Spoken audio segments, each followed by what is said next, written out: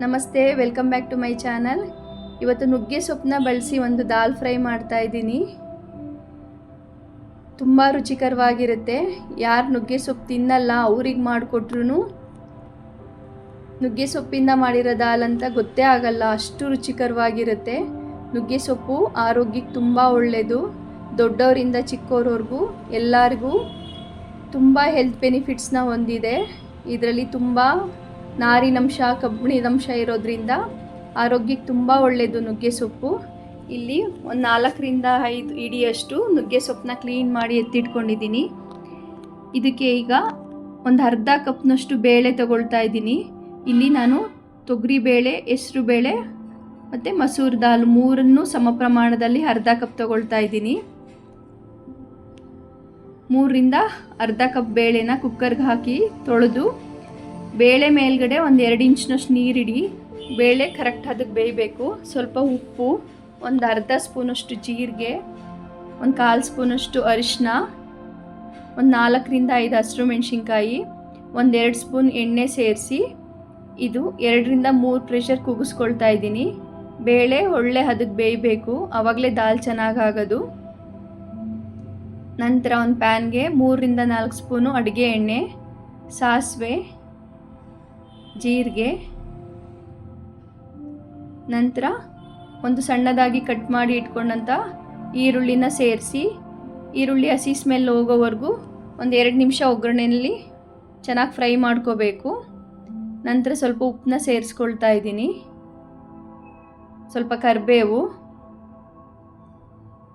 ನಂತರ ಸಣ್ಣದಾಗಿ ಕಟ್ ಮಾಡಿ ಇಟ್ಕೊಂಡಂಥ 2 ಟೊಮೆಟೊನ ಇಲ್ಲಿ ಸೇರಿಸ್ಕೊಳ್ತಾ ಇದ್ದೀನಿ. ಈಗ ಸ್ವಲ್ಪ ಅರಿಶಿನ ಸೇರಿಸ್ಕೊಂಡ್ರೆ ಟೊಮೆಟೊ ಬೇಗ ಬೆಂದ್ಬಿಡುತ್ತೆ. ಈಗ ಟೊಮೆಟೊ ಆಲ್ಮೋಸ್ಟ್ ಬೆಂದಿದೆ ಎಂದಾಗ ಕಟ್ ಮಾಡಿ ಇಟ್ಕೊಂಡಂಥ ನುಗ್ಗೆ ಸೊಪ್ಪನ್ನ ಇಲ್ಲಿ ಸೇರಿಸ್ಕೊಳ್ತಾ ಇದ್ದೀನಿ. ನುಗ್ಗೆ ಸೊಪ್ಪನ್ನ ಯಾವಾಗಲೂ ಕುಕ್ಕರಲ್ಲಿ ಬೇಯಿಸಬಾರ್ದು, ಆ ಫ್ಲೇವರು ಮತ್ತು ಕಲ್ಲರು ಎರಡೂ ಹಾಳಾಗಿಬಿಡುತ್ತೆ. ಒಂದು 2ರಿಂದ 3 ನಿಮಿಷ ಸಣ್ಣ ಉರಿನಲ್ಲಿ ಈ ರೀತಿ ಒಗ್ಗರಣೆಯಲ್ಲಿ ಬೇಯಿಸ್ಕೊಂಡ್ರೆ ಬೆಂದ್ಬಿಡುತ್ತೆ. ನೀವು ಕಲ್ಲರ್ ಗಮನಿಸ್ತಾ ಇರ್ಬೋದು, ಆ ಗ್ರೀನ್ ಕಲರ್ ಹಾಗೆ ಉಳಿದಿದೆ, ತುಂಬ ಚೆನ್ನಾಗಿರುತ್ತೆ. ಯಾರೆಲ್ಲ ನುಗ್ಗೆ ಸೊಪ್ಪು ತಿನ್ನಲ್ಲ ಅವ್ರಿಗೆ ಈ ದಾಲ್ ಮಾಡಿಕೊಟ್ರು ಇದು ನುಗ್ಗೆ ಸೊಪ್ಪಿಂದ ಮಾಡಿರೋ ದಾಲ್ ಅಂತ ಯಾರೂ ಕಂಡುಹಿಡಿಯೋಕ್ಕೆ ಆಗಲ್ಲ, ಅಷ್ಟು ರುಚಿಕರವಾಗಿರುತ್ತೆ. ನಂತರ ಈಗ ನುಗ್ಗೆ ಸೊಪ್ಪು ಬೆಂದ ಮೇಲೆ 1 ಸ್ಪೂನ್ ಖಾರದ ಪುಡಿ, 1 ಸ್ಪೂನ್ ಧನಿಯಾ ಪುಡಿ, ಒಂದು 1/4 ಸ್ಪೂನಷ್ಟು ಗರಂ ಮಸಾಲ ಎಲ್ಲವನ್ನು ಹಾಕಿ ಚೆನ್ನಾಗಿ ಮಿಕ್ಸ್ ಮಾಡಿ ಈಗ ಇಲ್ಲಿ ಒಂದು ಅರ್ಧ ಗ್ಲಾಸಷ್ಟು ಬಿಸಿ ನೀರನ್ನ ಸೇರಿಸ್ಕೊಳ್ತಾ ಇದ್ದೀನಿ. ಇದನ್ನು ಒಂದು 2 ನಿಮಿಷ ಮಸಾಲೆಗಳೆಲ್ಲ ನುಗ್ಗೆ ಸೊಪ್ಪಿನೊಂದಿಗೆ ಕುದಿಸ್ಕೋಬೇಕು. ನಂತರ ಬೇಯಿಸಿಟ್ಕೊಂಡಂತಹ ಬೇಳೆನ ಸೇರಿಸಿ ಇದು ತುಂಬ ತೆಳುಗೂ ಇರಬಾರ್ದು, ತುಂಬ ಗಟ್ಟಿಗೂ ಇರಬಾರ್ದು, ಕನ್ಸಿಸ್ಟೆನ್ಸಿ ನೋಡಿ ನೀರು ಮಿಕ್ಸ್ ಮಾಡ್ಕೋಬೋದು. ಈಗ ಇದನ್ನು ಸಣ್ಣ ಉರಿನಲ್ಲಿ ಒಂದು 4ರಿಂದ 5 ನಿಮಿಷ ಚೆನ್ನಾಗಿ ಕುದಿಸ್ಕೋಬೇಕು.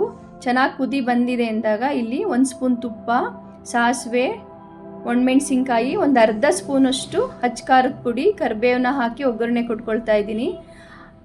ಖಾರದ ಪುಡಿ ತುಪ್ಪದೊಂದಿಗೆ ಈ ಒಗ್ಗರಣೆ ಕೊಟ್ಕೊಳ್ಳೋದು ಒಳ್ಳೆ ಫ್ಲೇವರು, ಒಳ್ಳೆ ಟೇಸ್ಟ್ ಕೊಡುತ್ತೆ ಈ ದಾಲ್ಗೆ. ಇದು ಎಲ್ಲ ರೀತಿಯ ರೊಟ್ಟಿಗಳಿಗೆ, ಚಪಾತಿ, ಅನ್ನದೊಂದಿಗೆ ತುಂಬ ಚೆನ್ನಾಗಿರುತ್ತೆ. ಖಂಡಿತ ಈ ರೀತಿ ದಾಲ್ ಮಾಡಿಕೊಡಿ. ಇದು ನುಗ್ಗೆ ಸೊಪ್ಪಿಂದ ಮಾಡಿರೋ ದಾಲ್ ಅಂತ ಯಾರೂ ಕಂಡುಹಿಡಿಯಲ್ಲ, ಅಷ್ಟು ಟೇಸ್ಟಿಯಾಗಿರುತ್ತೆ, ಆರೋಗ್ಯಕ್ಕೂ ಒಳ್ಳೆಯದು. ಮತ್ತೆ ಸಿಗುವ ಆರೋಗ್ಯಕರ ರೆಸಿಪಿಯೊಂದಿಗೆ. ಬಾಯ್.